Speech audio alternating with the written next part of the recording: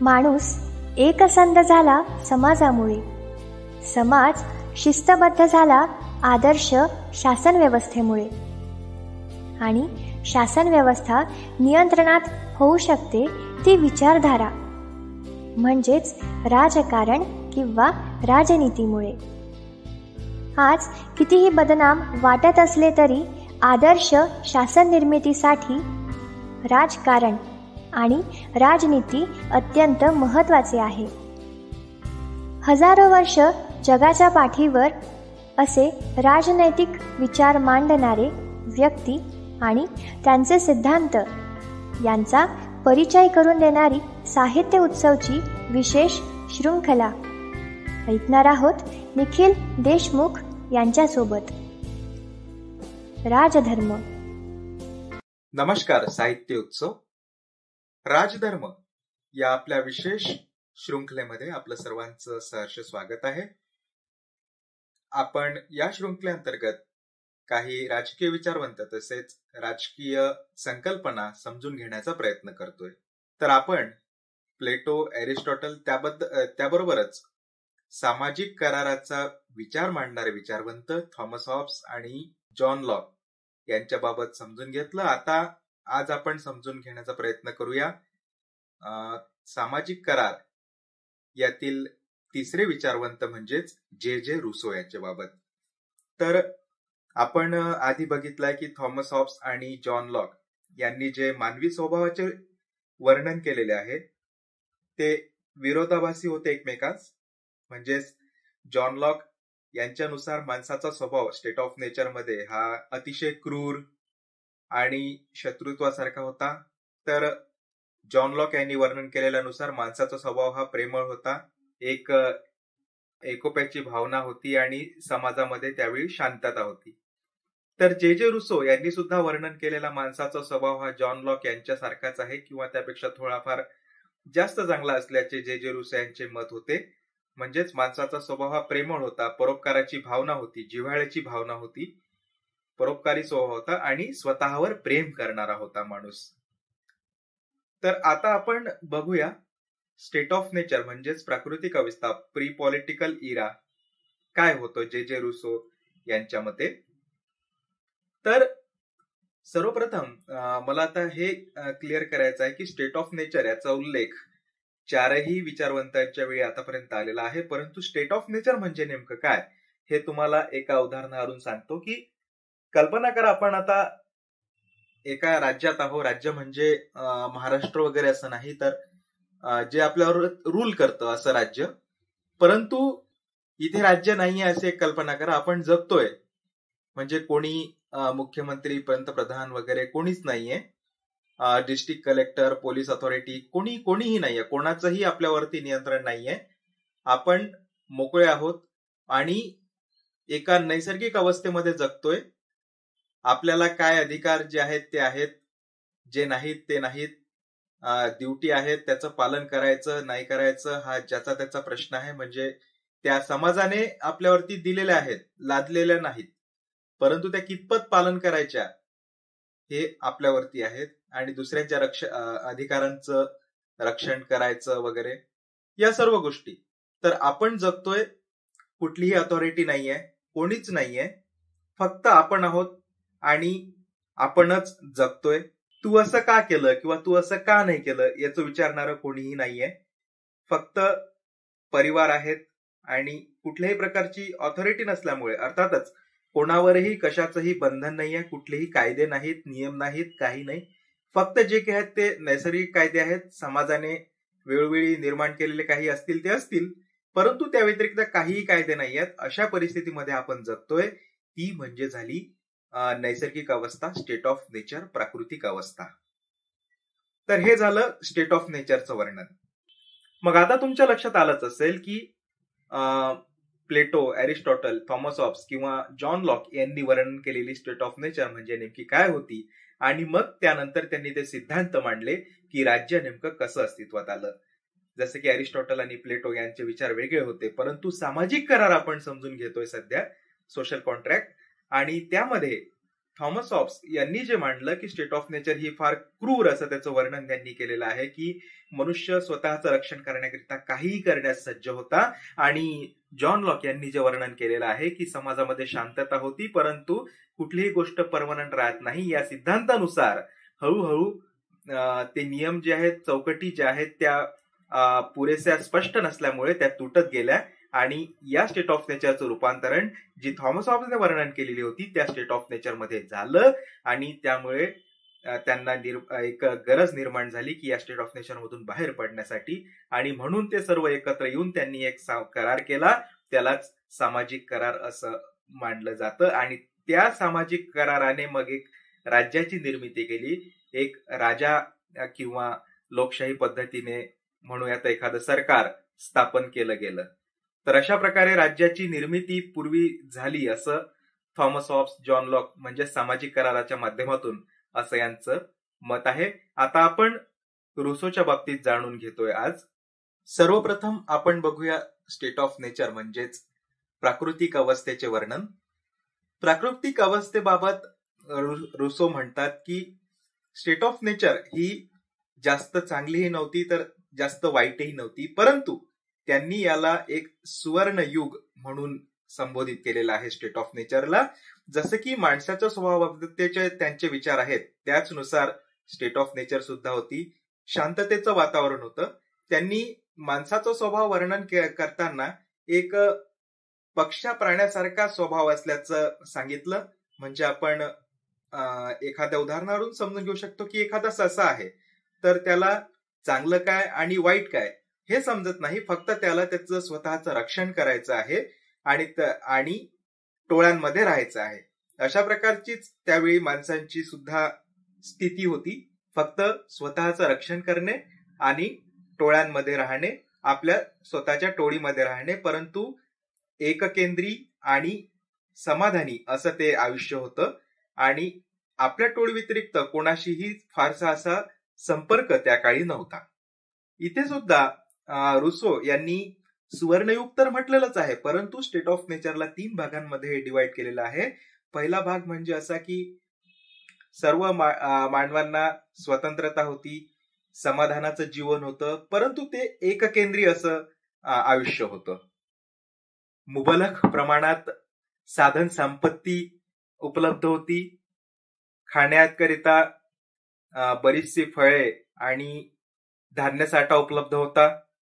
नंतर झाले असे की दुसरं चरण इथून प्रारंभ होतं, ते म्हणजे पहिल्या टप्प्यामध्ये किंवा पहिल्या चरणात जी स्टेट ऑफ नेचर होती, स्टेट ऑफ नेचरचं जे पहिलं चरण होतं, पहिला टप्पा होता, ज्यामध्ये मनुष्य कशा प्रकारे संतुष्ट, स्वतंत्र आणि समाधानी, आत्मकेंद्री होता, मुबलक फळ होते, अवेलेबल होतं सर्व धान्य वगैरे, हे आपण बघितलं. तर सेकंड स्टेज मध्ये स्टेट ऑफ नेचर अशी झाली की मनुष्यांची जी लोकसंख्या आहे ती वाढत गेली, आणि त्यामुळे जे उपलब्ध साधन सामग्री आहे त्याचा तुटवडा भासू लागला, ते कमी पडायला लागलं. मग माणसांनी विचार केला की आता म्हणजे तर्क थोडा त्यावेळी जनरेट व्हायला लागला की आता हे उपलब्ध साधन समृद्धी जी आहे ती वाचवायची कशी आणि वाढवायची कशी. तर याबाबत समाजाची निर्मिती कशी झाली याबाबत रुसो म्हणतात की एका कोणी नागरिकाने काही जमीन ही जिथे जास्तीत जास्त फळ आणि धान्याची निर्मिती होत होती त्या काही जमिनीच्या भागावरती स्वतःचा अधिकार सांगितला, आणि त्या समाजातील म्हणजे त्याच भागातील इतर नागरिकांनी तो मान्य केला. अशा प्रकारे समाजाची निर्मिती झाल्याचं रुसो म्हणतात. मग ज्यांनी अशी जमीन हडपली आणि त्यानंतर त्याच्यावरती शेत जमीन म्हणून शेती करण्यास सुरुवात केली, आणि काही प्राणी सुद्धा स्वतःकडे घेतले, त्यामुळे झालं असं की काही नागरिकांकडे मुबलक प्रमाणात शेतजमीन व प्राणी होते तर काहींकडे कमी प्रमाणात होते. यामुळे झालं असं की दुसऱ्या टप्प्यातील जे स्टेट ऑफ नेचर आहे त्यामध्ये गरिबी आणि श्रीमंती हे 2 वर्ग उदयास आले, आणि या दोन वर्गांमध्ये मग हिंसा सुरू झाली. तिसऱ्या टप्प्यात काय झालं? तिसरा जो टप्पा आहे प्राकृतिक अवस्थेचा, स्टेट ऑफ नेचरचा, जो रुसो यांनी सांगितलेला आहे 3 टप्प्यांमध्ये, तर श्रीमंत गरिबांची निर्मिती झाली. आणि तिसऱ्या टप्प्यामध्ये मग मनुष्य जे आहेत ते पशुपालन करायला लागले, शेती उत्तम प्रकारे म्हणजे साधन सामग्री वापरून करायला लागले. मग हळूहळू एक बिझनेस क्लास म्हणजेच व्यापाराचा जन्म झाला. तो असा की मग ती शेती करण्याकरिता जी साधन सामग्री लागत होती ती निर्माण करणारा एक वर्ग आणि त्याचा व्यापार करणारा वर्ग अस्तित्वात आला. त्यामुळे झालं असं की गरीब आणि श्रीमंत यांच्यामधील संघर्ष हा वाढतच गेला आणि श्रीमंत अधिक श्रीमंत आणि गरीब अधिक गरीब अशा प्रकारचं जीवन सुरू होत गेलं. श्रीमंत अधिक श्रीमंत आणि गरीब अधिक गरीब अशी अवस्था निर्माण झाली. अशा प्रकारे ही स्टेट ऑफ नेचर 3 टप्प्यात रुसो यांनी वर्णन केलेली आहे. थोडक्यात सांगायचं झालं तर पहिला टप्पा म्हणजे मनुष्य हा आत्मकेंद्री होता, संतुष्ट होता, समाधानी होता. आणि दुसऱ्या टप्प्यामध्ये लोकसंख्या वाढल्यामुळे साधन सामग्री जी उपलब्ध होती त्यावरचा दबाव हा वाढत गेला. त्यामुळे ती वाचवायची कशी आणि अजून निर्माण करायची कशी याबाबतचे तर्क सुरू झाले. तिसऱ्या टप्प्यामध्ये मनुष्य हळूहळू पशुपालन, कृषी या व्यवसायांकडे वळला. त्यामुळे त्या व्यवसायाला लागणारी साधने निर्माण करणारा एक वर्ग, त्याचा व्यापार करणारा वर्ग निर्माण झाला. त्यामुळे गरिबी आणि श्रीमंती यांच्यामधील जी एक गॅप असते ती आणखीनच वाढत गेली आणि हिंसा, भीती या अवस्थेमध्ये ही तिसरी स्टेट ऑफ नेचर गेली. हा तिसरा टप्पा जो आहे स्टेट ऑफ नेचरचा तो गेला. म्हणजेच काय झालं तर पहिला टप्पा स्टेट ऑफ नेचरचा म्हणजे सुवर्णयुग होतं. दुसऱ्या टप्प्यामध्ये तर्क बुद्धी ची निर्मिती झाली थोड्याफार प्रमाणात. आणि तिसऱ्या टप्प्यामध्ये शेती, पशुपालन यांसारखे व्यवसाय निर्माण झाले आणि त्यामुळे आर्थिक समानता ही वाढत गेली. सामाजिक कराराची गरज का भासू लागली? आता आपण बघितलेलंच आहे की आर्थिक असमानता निर्माण झाली. स्टेट ऑफ नेचर जी पहिल्या टप्प्यात सुवर्णयुग म्हणून होती ती हळूहळू दुसऱ्या आणि नंतर पर्यायाने तिसऱ्या टप्प्यात एक भयभीत वातावरण असं निर्माण झालं.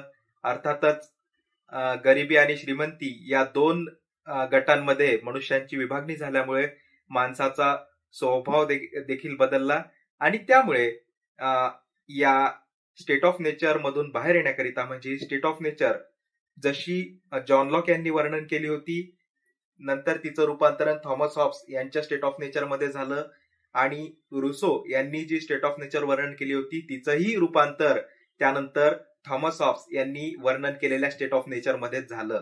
फक्त थॉमस हॉब्स यांची जी स्टेट ऑफ नेचर ज्यांनी वर्णन केली होती ती बदलली नाही, ती मात्र जशीच्या तशीच राहिली. आणि त्यामधून यांनी तिघांनीही हॉब्स, लॉक आणि रुसो या तिघांनीही सामाजिक करार कसा घडून आला हे आपापल्या शब्दांमध्ये मांडलेलं आहे. रुसो म्हणतात की अशी आर्थिक असमानता आणि ही जी स्टेट ऑफ नेचर होती यामधून बाहेर पडण्याकरिता मग हळूहळू लोकांना गरज भासू लागली एका सामाजिक कराराची. हा करार देखील 2 प्रकारे झाला, एक व्यक्तिगत आणि एक सामाजिक. व्यक्तिगत म्हणजेच आपले जे काही सर्व अधिकार होते ते एका ऑथॉरिटेरियनला अर्पण केले गेले सर्व व्यक्तींकडून आणि त्याचं उल्लंघन होऊ नये, त्या ऑथॉरिटेरियनच्या किंवा त्या राज्याच्या ज्या काही ऑर्डर्स असतील त्याचं उल्लंघन होऊ नये याकरिता समाजाचं एक बंधन घातलं गेलं की याचं जर कोणत्या व्यक्तीने उल्लंघन केलं तर समाज त्याच्यावरती कारवाई करेल. म्हणजेच तुम्हाला स्वातंत्र्य आहे परंतु त्यावरती काही बंधन आहे आणि ही बंधन म्हणजेच तुम्ही जर राज्याच्या आज्ञांचं पालन केलं नाही तर समाज तुमच्यावर कारवाई करेल, समुदाय तुमच्यावर कारवाई करेल. म्हणजेच इथे आपल्याला आठवतं तर ऑर्गॅनिक थेअरी ऑफ स्टेट जे की प्लेटो यांनी मांडलं होतं की व्यक्तीचं शरीर म्हणजे एक राज्य आहे आणि प्रत्येक अवयव हा त्याचा नागरिक आहे. जसा शरीरापासून कुठलाही भाग विलग केला जाऊ शकत नाही, तसा कुठलाही नागरिक हा राज्यापासून विलग केला जाऊ शकत नाही. तर असं म्हणाले ते वाव आहे की ऑर्गॅनिक थेरी ऑफ स्टेटचे समर्थक रुसो हे आहेत.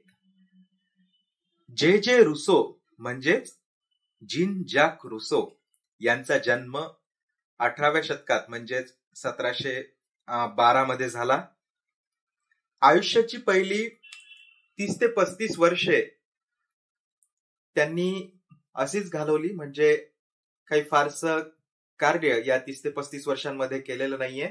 आणि जे काही झालं त्याचा उल्लेख त्यांनी त्यांच्या एका पुस्तकामध्ये शेवटी केलेला आहे की या सुरुवातीच्या काळामध्ये ते कसे जगले, त्यांचं आयुष्य कसं होतं, या सर्व गोष्टींचा उल्लेख त्यांनी केलेला आहे. तर 1749-50 मध्ये आणि 54-55च्या दरम्यानच्या काळात काही स्पर्धांचं आयोजन झालं होतं. त्यापैकी 1749 मध्ये जी पहिली स्पर्धा झाली, ज्याचं मध्ये त्यांनी एक लेख लिहिला होता, त्याला पहिलं पारितोषिक त्या स्पर्धेमध्ये मिळालं होतं, जे प्रकाशित झालं 1751 मध्ये. त्याचा आशय असा होता की विज्ञान आणि कला आल्यामुळे समाजामध्ये ज्या काही मॉरल व्हॅल्यूज होत्या त्यांचा नाश झाला आहे का, किंवा समाज त्यामुळे भ्रष्ट झाला आहे का. तर त्यांनी होय या साईडने एक लेख लिहिला होता आणि तो प्रसिद्ध झाला. तिथून रुसो हे लोकांना कळायला लागले आणि त्याच प्रकारची स्पर्धा पुढील 3-4 वर्षांमध्ये आयोजित केली गेली होती. त्याचा विषय होता असमानतेबाबत, आर्थिक असमानतेबाबत. तर त्यांनी जे विचार लिहिले होते त्यावेळी काय झालं होतं की ते विज्ञान युग म्हणून मानलं जातं. 1600चा काळ, 1700चा काळ, 1800चा काळ. औद्योगिक क्रांती इंग्लंडमध्ये झाली होती, ती जी फ्रान्समध्ये सुद्धा पसरली होती आणि आर्थिक विषमता ही वाढत गेली होती.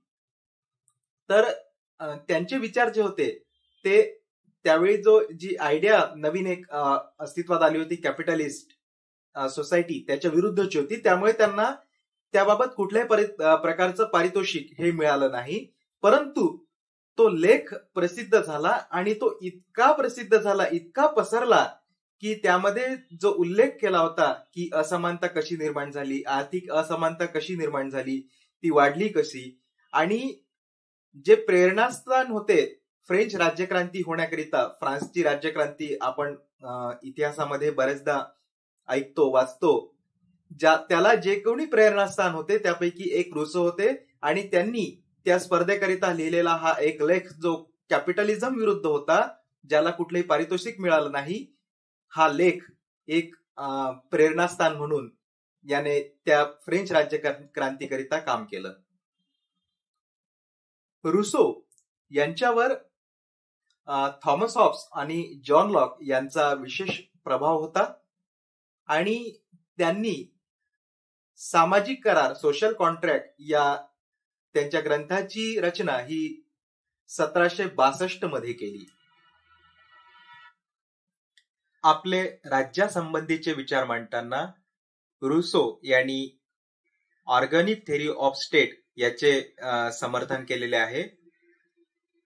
तसेच कायद्यासंबंधाचे विचार देताना रुसो यांनी 4 प्रकारचे कायदे सांगितलेले आहे. पहिले म्हणजे संविधानिक कायदे, जे संविधानामार्फत मिळतात. दुसरे म्हणजे डिवाइन लॉज, जे म्हणजे नागरिकांमध्ये जे छोटे मोठे तंटे होत असतात त्यामधून निर्मित होतात. तिसरे म्हणजे फौजदारी कायदे आणि चौथे म्हणजे परंपरागत कायदे, जे परंपरा आणि रूढी यांच्यामधनं येतात. खरं स्वातंत्र्य म्हणजे कायद्याचे पालन करणे, असं रुसो यांचं मत होतं. आपले स्वातंत्र्याविषयीचे विचार मांडताना रुसो म्हणतात, एक फेमस कोटेशन आहे, all men are born free. सर्व मनुष्य यांचा जन्म म्हणजे जन्मतः ते स्वतंत्र आहेत, परंतु समाजामध्ये त्यांचा कॉन्टॅक्ट, संपर्क येताच ते काही बेड्यांमध्ये अडकून जातात. ही बेडीज म्हणजेच विषमता, असमानता आणि समाजामध्ये असलेल्या वाईट प्रवृत्ती, या बेड्यांमध्ये तो मनुष्य अडकून जातो. स्वातंत्र्याचे विचार मांडत असताना त्यांनी दोन प्रकारचे स्वातंत्र्य मांडलेले आहेत. एक म्हणजे नैसर्गिक आणि दुसरं म्हणजे नागरिक. नैसर्गिक स्वातंत्र्य म्हणजे तेच की जे नैसर्गिक अवस्थेमध्ये होतं.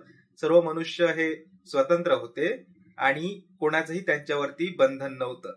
परंतु जसा जसा मग समाज निर्माण झाला, पुढे विकास झाला, त्यामध्ये आलं एक नागरिक स्वातंत्र्य. ते म्हणजे की समाजामध्ये वागत असताना दुसऱ्यांच्या अधिकारावरती हनन न येऊ देता आपलं आयुष्य स्वतंत्रपणे जगणेच म्हणजे झालं नागरिक स्वातंत्र्य.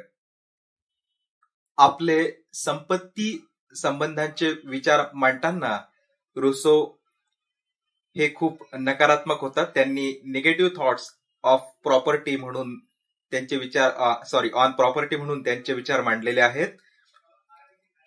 राज्याच्या निर्मितीचं मूळ ते संपत्तीमध्ये बघतात.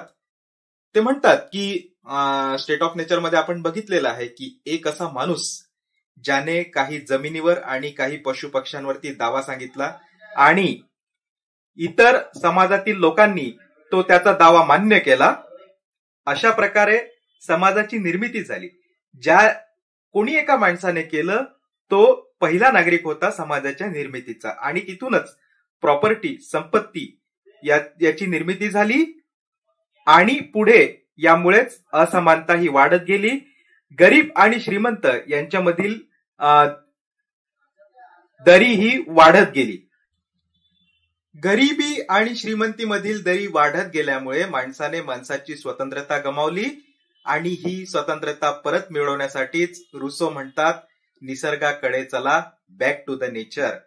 आणि त्यावरूनच ते असं हे म्हणतात की आम्हाला आमचं अज्ञान, आमची गरिबी, आमची मासूमियत परत करा आणि आम्हाला त्यामुळेच आम्ही स्वतंत्र होऊ. म्हणजेच आम्हाला स्टेट ऑफ नेचर मध्ये पुन्हा जाऊ द्या, जिथे मनुष्य स्वतंत्र होता, एक सुवर्ण युग होतं, ते आमचं आम्हाला परत करा. आणि इथेच मला आठवते जगजीत सिंग यांची एक फार सुंदर आणि गाजलेली अशी गझल, ये दौलत भी ले लो, ये शौहरत भी ले लो, भले छीन लो मुझसे मेरी जवानी, मगर मुझको लौटा दो वो बचपन का सावन, वो कागज की कश्ती, वो बारिश का पाणी.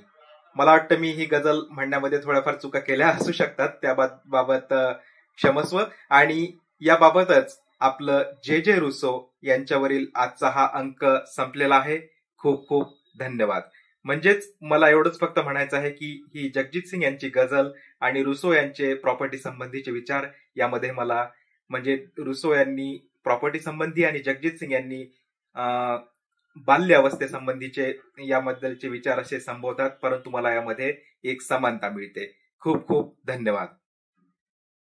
दर्जेदार साहित्याचा आणि कलाकृतींचा आस्वाद घेण्यासाठी जॉईन करा साहित्य उत्सव व्हॉट्सअप किंवा टेलिग्राम ग्रुप. जॉईन करण्यासाठी संपर्क करा 98 81 60 20 25 या क्रमांकावर. संपर्क क्रमांक पुन्हा एकदा 9881 60 2025. साहित्य उत्सव हे यूट्यूब चॅनल आजच सबस्क्राईब करा. साहित्य उत्सवच्या फेसबुक पेजला जरूर भेट द्या, कारण ज्ञान आणि मनोरंजन यांचं अतूट नातं म्हणजे साहित्य उत्सव.